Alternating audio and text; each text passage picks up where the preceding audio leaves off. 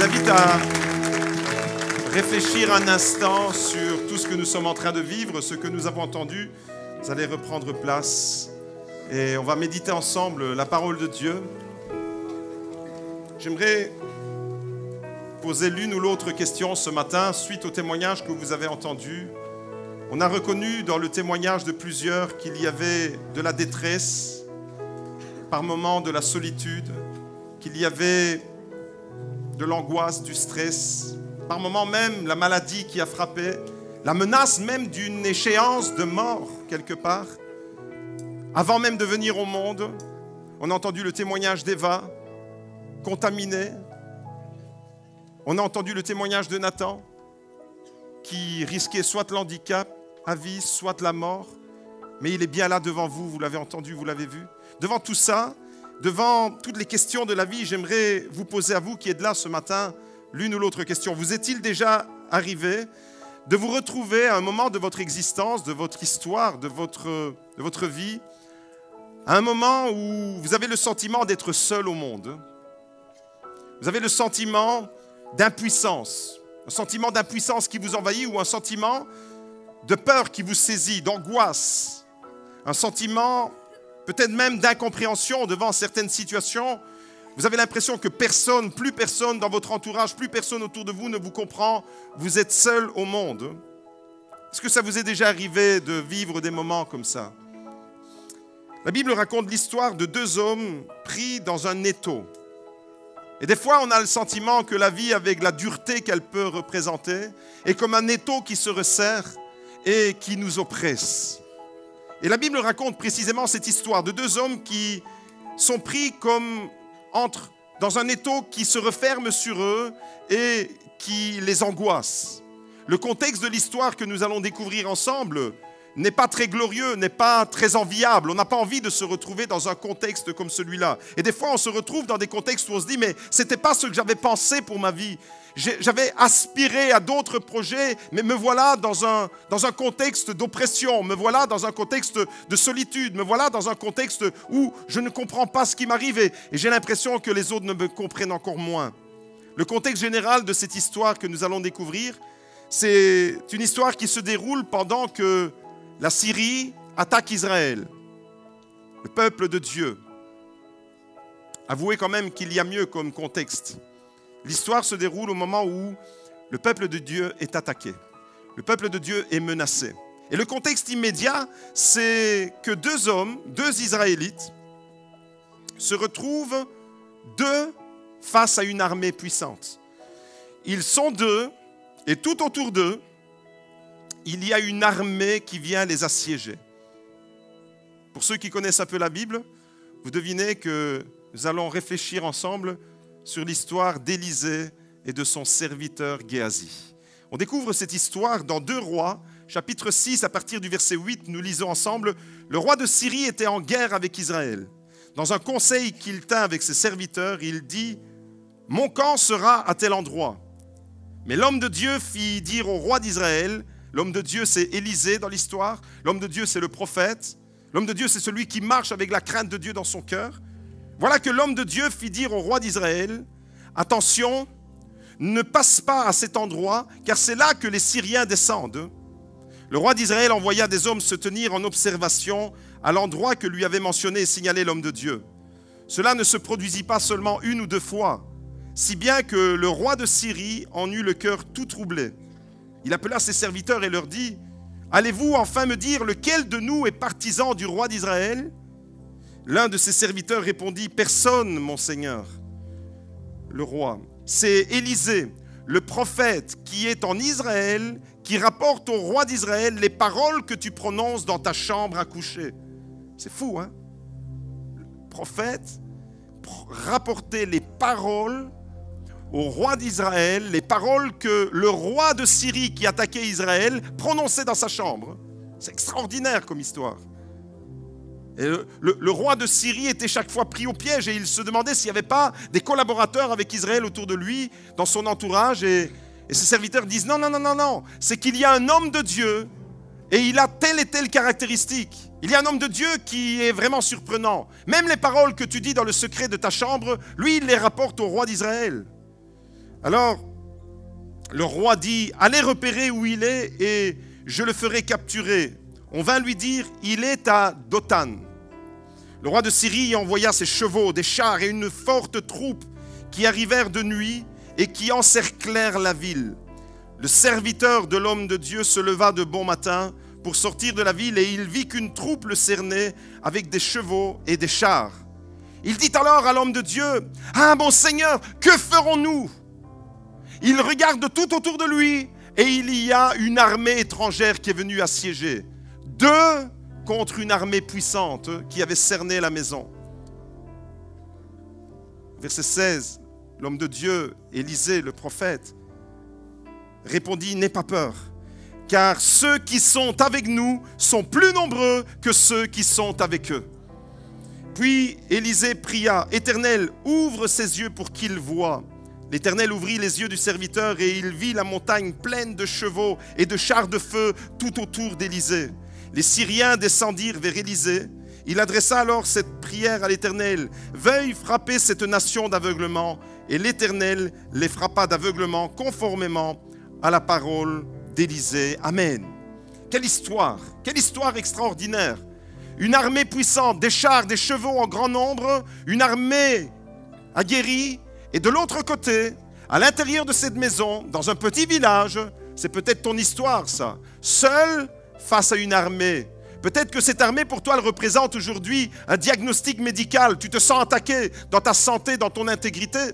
Peut-être que tu es menacé parce que ce qui se passe à l'intérieur de ta famille est en train de te déstabiliser. Voyez-vous, dans cette histoire, on a affaire à 2 hommes, un homme de Dieu, Élisée, et son serviteur, Géasi. L'homme de Dieu connaît son Dieu. Géasi, lui, il a encore tout à apprendre. Et la première question que j'aimerais vous poser ce matin, c'est, est-ce que tu connais ton Dieu? Est-ce que tu connais ton Dieu comme Élisée connaît son Dieu? Ou est-ce que tu connais Dieu parce que tu as entendu parler de lui, parce que tu as entendu des témoignages sur Dieu, parce que tu as entendu des vies qui ont peut-être été touchées, comme ce matin, vous l'entendez dans les témoignages des baptêmes. Comment connais-tu ton Dieu? Comment connais-tu celui qui t'a donné la vie? Voyez-vous, il y a une différence entre la manière dont Élisée connaît son Dieu et la manière dont Géasi connaît son Dieu, qui visiblement n'est pas de la même manière. Ils sont tous les deux confrontés à la même difficulté. Ils sont tous les deux confrontés à cette armée puissante de Syriens autour d'eux. La même épreuve les touche, la même menace pèse sur eux, mais ils ne réagissent pas de la même manière. Élisée réagit d'une façon et Géasi réagira d'une autre manière. Et bien souvent, dans nos difficultés, dans nos craintes, dans nos angoisses, dans nos peurs, on a tendance à réagir à la manière de Géasi, pas à la manière d'Élisée. Face à un problème, par exemple, qui te touche, face à une situation difficile que tu traverses, face à une difficulté, face peut-être même à une menace. On a entendu le couple de Sina et de Nicolas qui était menacé. Peut-être que c'est ton cas, ton couple est menacé. Peut-être que tu as été interpellé par le médecin et il y a une mauvaise nouvelle, comme on l'a entendu dans le témoignage d'Ornella et d'Anna. Peut-être que tu te sens oppressé face à un problème, face à une difficulté, face à une menace. Malheureusement, souvent, on a tendance à réagir comme Géasi, désemparé, on ne sait pas. Que ferons-nous? Ah, Seigneur, autour de nous, c'est le carnage. Et on n'a pas la solution. Voyez-vous, Géasi, il a une connaissance de Dieu qui est approximative. Élisée, il connaît intimement son Dieu. Et quand on connaît Dieu comme Géasi, eh bien, on se fie à ce qui est visible, alors que le prophète, lui, voit l'invisible. Géasi retourne ses yeux dans tous les sens et il voit des chevaux syriens, il voit des chars, il voit la menace, il voit ce qui est tangible, visible, ce qui est humain. Tandis que le prophète, il voit dans les sphères invisibles, dans le surnaturel. On a tendance, quand on est frappé par un problème, par une difficulté, par une épreuve, par une menace, on a tendance à se focaliser sur le problème. Géasi, c'est quelqu'un qui se focalise sur le problème. Tandis que le prophète, lui, il se focalise sur celui qui a la solution au problème. Vous voyez, la connaissance de Géasi et d'Élisée n'est pas du tout la même, la connaissance qu'ils ont de Dieu. Quand on est menacé, quand on reçoit une mauvaise nouvelle, quand on sent que la difficulté, elle devient de plus en plus intense, naturellement, soyons honnêtes, tous, vous et moi, on est tous constitués de la même chair. Naturellement, quand on est menacé, qu'est-ce qui se passe? On éprouve de la peur dans notre cœur. Une mauvaise nouvelle va susciter une angoisse en nous. Alors que le prophète Élisée, devant la même menace, il manifeste la foi. Voyez-vous, quelle est la connaissance que tu as de ton Dieu? Au bout de cette histoire, au début de cette histoire, il n'y a qu'Élisée qui a les yeux ouverts sur la réalité spirituelle, tandis que Géasi, lui, a les yeux fermés. Mais la bonne nouvelle, c'est qu'à la fin de cette histoire, tous les deux auront les yeux ouverts. Est-ce que tu as les yeux ouverts sur les réalités de Dieu? Est-ce que tu as les yeux bien ouverts sur les vrais besoins de ta vie? Le serviteur Géasi avait tout à apprendre, mais à travers cette épreuve et à travers cette difficulté qu'il va traverser ce jour-là, dans ce petit village de Dothan, il va apprendre 4 leçons importantes que j'aimerais vous laisser ce matin. Et ces leçons, eh bien, ce message que je vous partage, je l'ai reçu vraiment en révélation jeudi à midi lorsque nous étions en prière avec le groupe d'intercession. Et la chose la plus merveilleuse, c'est que le lendemain, je m'entretenais avec une sœur qui était présente, je vais la citer, c'est Marie-Ange. Et elle me partage, sans que je lui dise ce message, elle me partage ce qu'elle avait reçu au moment où nous étions ensemble en train de prier pour l'Église. Et elle me dit, tu sais, j'ai reçu ça, mais je ne l'ai pas partagé. J'ai reçu ça et je lui dis, Marie-Ange, est-ce que tu te souviens que j'ai annoncé à toute l'équipe d'intercession que j'avais reçu ce message par une révélation de Dieu pendant la prière? C'est exactement les mêmes paroles que celles que Marie-Ange avait prononcées. J'aimerais vous partager ça. J'aimerais vous partager pour encourager l'Église et pour vous encourager. 4 leçons importantes que Géasi va assimiler, va apprendre, qui vont littéralement changer son histoire. La première leçon, Géasi va apprendre que nous avons un Dieu qui déjoue les plans destructeurs de l'ennemi. Mes amis, ce matin, je le déclare, Jésus-Christ, notre Seigneur, est le Dieu qui déjoue les plans destructeurs de l'ennemi. Tu es peut-être sous la menace, tu as peut-être peur pour ton avenir, tu as peut-être peur pour ton couple, tu as peut-être peur pour ta santé, tu as peut-être peur pour tes enfants. L'ennemi fait des plans destructeurs, mais nous avons un Dieu qui anéantit les projets de l'ennemi. Et ce matin, nous avons entendu combien ce Dieu est à l'œuvre et combien il change des vies aujourd'hui. Ça, Géasi, c'est la toute première leçon qu'il va apprendre. Le roi de Syrie, à un moment donné, il devient fou. Il ne comprend pas ce qui arrive. Il a des plans de destruction contre Israël et chaque fois, ces plans sont déjoués parce que Élisée annonce où les Syriens vont se présenter. À chaque fois, le prophète, par révélation, mentionne l'endroit exact.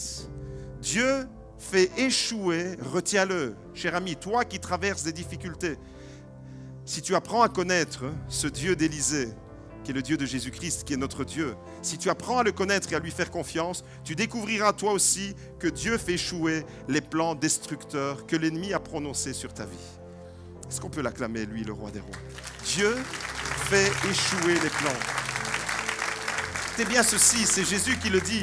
Écoutez bien, c'est très important. Dans l'évangile de Jean, chapitre 10, verset 10, Jésus nous dit que le diable, l'ennemi, le voleur ne vient que pour voler, détruire et égorger. Il a des plans de destruction. Vous avez un ennemi dans le monde qui s'appelle le diable et il veut votre destruction. Mais moi, dit Jésus, je suis venu pour vous donner la vie en abondance, une vie de qualité, une vie de restauration, une vie de bénédiction. Le diable veut détruire votre vie, le diable veut détruire des couples, le diable veut détruire la vie des enfants, des adolescents, même quand ils sont dans le ventre de leur maman, le diable veut déjà détruire. Mais nous avons un Dieu qui construit, nous avons un Dieu qui sauve, nous avons un Dieu qui protège. Et ça, c'est la première leçon que Géasi va apprendre. Mon frère, ma sœur, si tu fais confiance à ce Dieu, toi aussi, tu vas pouvoir déjouer les plans de l'ennemi. C'est beau ça, d'avoir cette relation, cette intimité où Dieu révèle à son prophète comment l'ennemi va frapper pour déjouer ses plans. Vous n'aimeriez pas vous recevoir les révélations de Dieu pour dire attention, l'ennemi va t'attaquer sur ce front-là, protège-toi. C'est exactement ce qui est arrivé avec Élisée et avec Géasi. La deuxième leçon Nous avons un Dieu qui nous protège. Élisée et son serviteur étaient encerclés de partout. Tout autour d'eux, il y avait une menace, il y avait une armée puissante. La menace était partout. Au verset 14, il est écrit « Le roi de Syrie envoya des chevaux, des chars et une forte troupe qui arrivèrent pendant la nuit. » Et peut-être que pendant la nuit, toi, tu es là et tu ne dors plus. Peut-être que pendant la nuit, tu te retournes dans tous les sens dans ton lit parce que tu angoisses, parce qu'il y a une situation qui te fait peur. Tu es tourmenté. C'est exactement ce qui est arrivé pendant la nuit. Là, ils étaient encerclés de partout. La ville était encerclée. Imaginez-vous le siège. Cette petite ville de Dothan et puis tout autour une armée étrangère. Et le serviteur de l'homme de Dieu, Géasi en l'occurrence, se leva de bon matin pour sortir de la ville. Dites, je vais aller faire un tour, je vais m'oxygéner, je vais aller me balader le long du canal. Et quand vous sortez, qu'est-ce que vous voyez? Vous voyez des soldats ennemis qui viennent d'assiéger votre ville. Votre maison, elle est entourée d'ennemis. Et là alors, c'est normal, l'angoisse se saisit de Géasi, de ce serviteur. Et humainement, mes amis, humainement, on est tous comme Géasi. Humainement, quand on est menacé, on éprouve de la peur, de l'angoisse, de la tristesse même. Ça, c'est la dimension humaine. Mais le Dieu d'Élisée, c'est notre Dieu. Et il est le Dieu qui protège. Et il est le Dieu, même quand l'ennemi a mis une armée autour de toi, celui qui est avec nous est plus grand que celui qui est dans le monde, celui qui est en nous. Il y a une différence, mes amis. Il y a une différence entre un homme, entre une femme, entre un enfant de Dieu qui connaît son Dieu et celui qui ne le connaît pas. Élisée est investi de cela. Au verset 16, il répondit à Géasi pour le rassurer, « N'aie pas peur. » Et j'aimerais vous laisser cette parole devant les menaces qui planent sur votre vie, devant les menaces qui planent sur votre famille, devant les mauvais diagnostics, devant les mauvaises nouvelles que vous recevez. La parole de Dieu nous dit ce matin, « N'aie pas peur, car ceux qui sont avec nous sont plus nombreux que ceux qui sont avec eux. » Ceux qui sont avec nous. Dieu a dépêché une armée d'anges pour aller au secours d'Élisée. Dieu a dépêché une armée céleste. Et l'apôtre Paul dira bien plus que ça. En Romains 8, verset 31, « Si Dieu est pour nous, qui sera contre nous ?» Et l'apôtre Jean reprendra la parole de Dieu, nous dit en 1 Jean, chapitre 4, verset 4, « Celui qui est en vous est plus grand que celui qui est dans le monde. » Nous avons un Dieu qui déjoue les plans de l'ennemi, premièrement, et deuxièmement, nous avons un Dieu qui protège. Tu peux découvrir ce Dieu-là, un Dieu qui te met en sécurité et un Dieu qui te protège. Voyez-vous, ça c'est la deuxième leçon. La troisième leçon, nous avons un Dieu qui révèle l'invisible. Toi, tu vois ta vie et tu vois uniquement la partie visible de l'iceberg. Tu vois la menace, tu vois ce que tes yeux peuvent voir, tes yeux humains. Tu ne vois que les choses matérielles, mais sache qu'il y a un monde spirituel qui est invisible. Et seulement si tu marches avec Dieu, Dieu te révélera les choses cachées que tu ne connais pas. Et c'est exactement ce qui est arrivé avec Élisée. Il lui a révélé que ce n'est pas contre la chair et le sang que nous avons à lutter, mais contre les principautés, les trônes, les dominations et les pouvoirs. Et Dieu est allé au secours de son serviteur. Dieu est allé au secours de ses enfants. Et ce matin, Dieu vient au secours de tous ceux qui sont dans la détresse. Ce matin, de la même manière, nous avons un Dieu qui révèle l'invisible. C'est le Dieu, après être le Dieu de la protection, c'est le Dieu de la révélation. Dieu veut se révéler à ton cœur. Dieu veut que tu puisses le connaître comme Élisée le connaissait. Élisée voyait les sphères invisibles. Géasi ne voyait que ce qui était visible. Avec l'Esprit de Dieu, et aujourd'hui c'est la Pentecôte. Et la Pentecôte, nous célébrons le Dieu qui a envoyé son Esprit. Avec l'Esprit de la Pentecôte, eh bien, nos yeux spirituels peuvent s'ouvrir.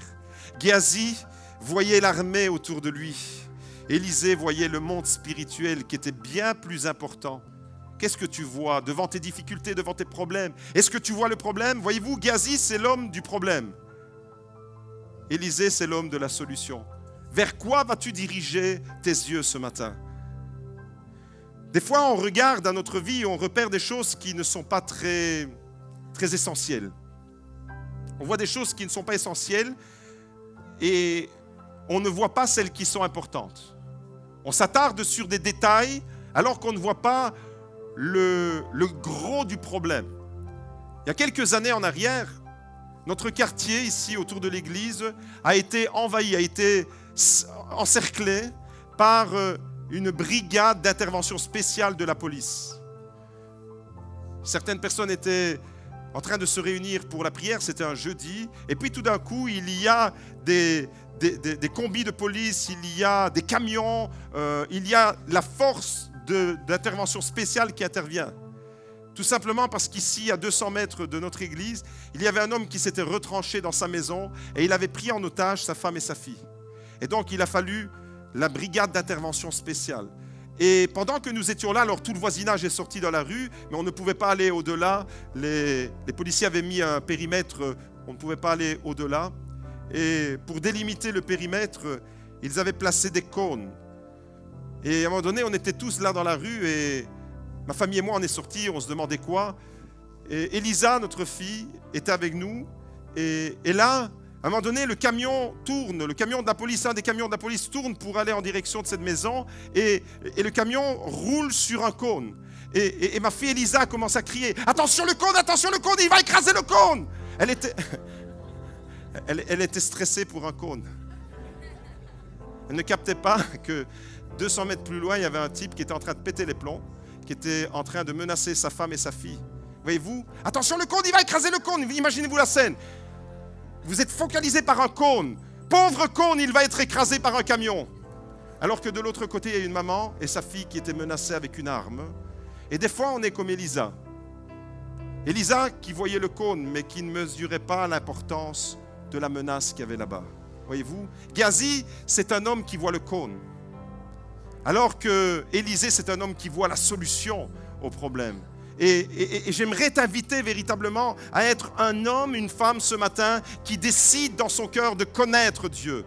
Tu as entendu que Dieu déjoue les plans de l'ennemi. C'est notre Dieu, celui-là. Il déjoue les plans de l'ennemi. Qu'est-ce que ça veut dire? Ça veut dire que si le diable envoie une flèche contre toi pour te détruire, la main de Jésus vient détourner cette flèche. La deuxième chose, c'est qu'il te protège. Si le diable te menace, si le diable t'a maudit, si le diable veut te détruire, il y a la main de Jésus qui vient à ton secours et qui te protège.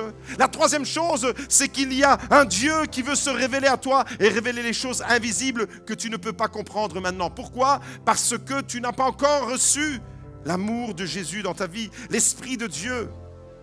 Mes amis, ce matin, j'aimerais vous dire, ne soyons ni comme Géasi, qui ne voit que la menace autour, ni comme Élisa qui ne voyait que le cône là, qui était abîmé. Voyons à l'essentiel. Élisée pria et l'Éternel ouvrit ses yeux. Élisée pria pour que Dieu ouvre les yeux de son serviteur. Parce que son serviteur ne voyait pas encore ces sphères-là. Et ce matin, j'aimerais faire la même prière pour chacun d'entre vous. J'aimerais faire la même prière qu'Élisée, que nous puissions voir les sphères invisibles de nos vies, que nous puissions voir au-delà de la partie visible de l'iceberg, que nous puissions découvrir qu'il y a un Dieu qui sauve. La quatrième et la dernière leçon que j'aimerais vous laisser, c'est que Dieu est le plus grand spécialiste des retournements de situation. Dieu est le plus grand spécialiste, on l'a entendu dans les témoignages. Il y avait une menace, il y avait une septicémie, il y avait un couple qui était en train de se déchirer, il y avait une vie qui était vouée à être un échec total. Il y avait une menace de mort qui planait sur Nathan, il y avait de la détresse dans tous les cœurs. Mais Dieu a retourné chacune de leurs situations. Et ça, Géasi a découvert que son Dieu, le Dieu d'Élisée, c'est le Dieu qui retourne les situations. Et c'est le Dieu qui peut retourner ta situation ce matin. C'est le Dieu qui te dit, moi, Jésus-Christ, je suis le Dieu qui, premièrement, détourne les plans de l'ennemi contre ta vie. Deuxièmement, je suis le Dieu qui te protège. Troisièmement, je suis le Dieu qui veut se révéler pour que tu puisses voir les choses invisibles. Et quatrièmement, je suis le Dieu qui retourne ta situation. Mon frère, ma sœur, j'aimerais te dire ce matin que ce Dieu-là, qui a fait une œuvre merveilleuse dans la vie de toutes ces personnes, peut faire une œuvre dans ta vie ce matin. Et ceux qui n'ont pas encore véritablement fait cette expérience avec Jésus, je vous invite à le faire. Ce jour-là, Géasi a découvert que le Dieu d'Élisée, c'est un Dieu qui sauve. C'est un Dieu qui délivre. C'est un Dieu qui bénit. Ce matin, est-ce que tu peux le déclarer avec moi? Est-ce que tu peux dire, Seigneur, je veux connaître le Dieu d'Élisée. Je veux avoir la même intimité qu'Élisée avait avec toi. Alors qu'il y a toute une menace autour de lui, il était dans la paix. Pourquoi? Parce qu'il savait, il connaissait son Dieu. Il est le Dieu qui vient au secours de tous ceux qui sont dans la détresse. Ça, c'est notre Dieu. Le Dieu d'Élisée, la bonne nouvelle, c'est que c'est également notre Dieu. C'est le même Dieu. Il n'a pas changé. Un Dieu qui déjoue les plans de l'ennemi. Ceux que l'ennemi a prononcés sur ta vie. Le Dieu d'Élisée, c'est le Dieu qui te protège. Le Dieu d'Élisée, c'est le Dieu qui se révèle à toi. Le Dieu d'Élisée, c'est le Dieu qui te délivre. Tu peux, toi aussi, ce matin, alors, ouvrir ton cœur. Et ce matin, je veux véritablement qu'on puisse se connecter tous ensemble. Et pour le faire, on va se lever. On va se lever et on va demander à Dieu de se révéler à nous. Voyez-vous, parce que Jésus-Christ est ce Dieu-là. Il est le Dieu qui nous protège. Est-ce que, si vous êtes d'accord, vous pouvez dire Amen. Il est le Dieu qui déjoue les plans de l'ennemi. Il est le Dieu qui se révèle à nous et qui révèle les dimensions invisibles. Il est le Dieu qui met en déroute les troupes de l'ennemi et il est le Dieu qui retourne la situation. Retournement de situation, c'est tout à fait possible. Seigneur, dans le nom de Jésus, je te prie ce matin, toi qui es le Dieu du salut, toi qui es le Dieu de la délivrance, merci Seigneur parce que Jésus, tu es notre bouclier. Tu es la protection sur ton Église. Tu es la protection pour tous ceux qui se confient en toi. Tu es le Dieu de la protection, tu es le Dieu de la libération, tu es le Dieu de la révélation, tu es le Dieu qui vient, Seigneur, à notre rencontre, comme tu es venu pour secourir Élisée et son serviteur. Tu viens dans nos situations ce matin, tu viens te révéler à nos cœurs. Merci Jésus. Merci Seigneur de bénir ce moment, que tu puisses te révéler dans les cœurs, que les yeux s'ouvrent comme Élisée, Seigneur, qui a ouvert par sa prière, ouvert les yeux de son serviteur. Je te demande, Seigneur, que nos yeux s'ouvrent pour que nous puissions voir véritablement l'enjeu spirituel de notre vie. Merci, Seigneur, de te révéler. Merci, Seigneur. Une révélation. Si tu désires avoir une révélation plus grande de Dieu, lève tes mains. Si tu veux dire ce matin dans ton cœur, Seigneur, je veux te connaître mieux que ce que je ne te connais maintenant. Je te connaissais, mais plutôt comme Géasi te connaissait. Mais je veux te connaître comme Élisée te connaissait. Alors lève tes mains ce matin, nous allons prier ensemble. Merci Seigneur, dans le nom de Jésus. Tu te révèles à ton Église, tu te révèles dans les cœurs de chacun ce matin. Alléluia. Merci Seigneur. Alléluia. Merci Seigneur. Révèle-toi dans les cœurs. Une révélation surnaturelle de toi Seigneur. Alléluia. Merci. Si je vois la lumière dans les ténèbres, alors qu'elle fuit devant lui, j'entends dans les cieux un rugissement, quand sa gloire nous envahit. Je sens la terre trembler, là sous nos pieds, alors que les murs s'effondrent. Il ne peut nous séparer, il ne peut nous séparer. Il sera avec moi dans le feu, à mes côtés. Il sera présent dans la tempête, apaisant les mers. Et s'il m'arrive un jour d'oublier ta bonté envers moi, je me réjouirai même dans l'épreuve, car je sais que tu es là. Je me réjouirai même dans l'épreuve, car je sais que tu es là. Je me réjouirai même dans l'épreuve, car je sais que tu es là. Je me réjouirai même dans l'épreuve, car je sais que tu es là. Je me réjouirai même dans l'épreuve, car je sais que tu es là. Il est avec nous, comme il a été avec Élisée et avec son serviteur. Alléluia, il est avec nous ce matin. Il est Immanuel, Dieu avec nous. Et si Dieu est avec nous, qui sera contre nous? Celui qui est avec nous est plus grand que celui qui est dans le monde. Élisée disait, ceux qui sont avec nous sont plus nombreux que ceux qui sont avec eux. Est-ce que tu peux le déclarer ce matin? Nous avons un Dieu qui déjoue les plans destructeurs de l'ennemi. Déclare-le, déclare-le sur ta vie. Nous avons un Dieu qui déjoue les plans destructeurs de l'ennemi. Je veux l'entendre. L'Église doit pouvoir le dire. J'entends rien. Nous avons deuxièmement un Dieu qui nous protège. Troisième, je n'entends rien. Amen. Nous avons troisièmement un Dieu qui révèle l'invisible. Et quatrièmement, nous avons un Dieu qui retourne les situations. À Jésus soit la louange et la gloire. Alléluia. Gloire à Dieu.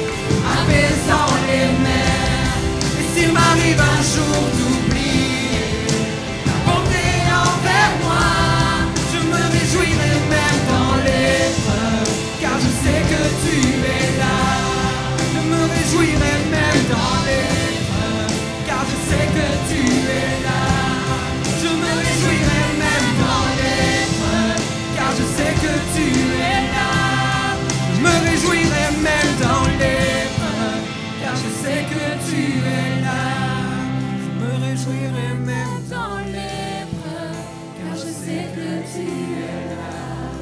Je me réjouirai même dans l'épreuve, car je sais que tu es là. Je me réjouirai même dans l'épreuve, car je sais que tu es là. Une dernière fois. Je me réjouirai même dans l'épreuve, car je sais que tu es là. Alléluia. Merci Seigneur.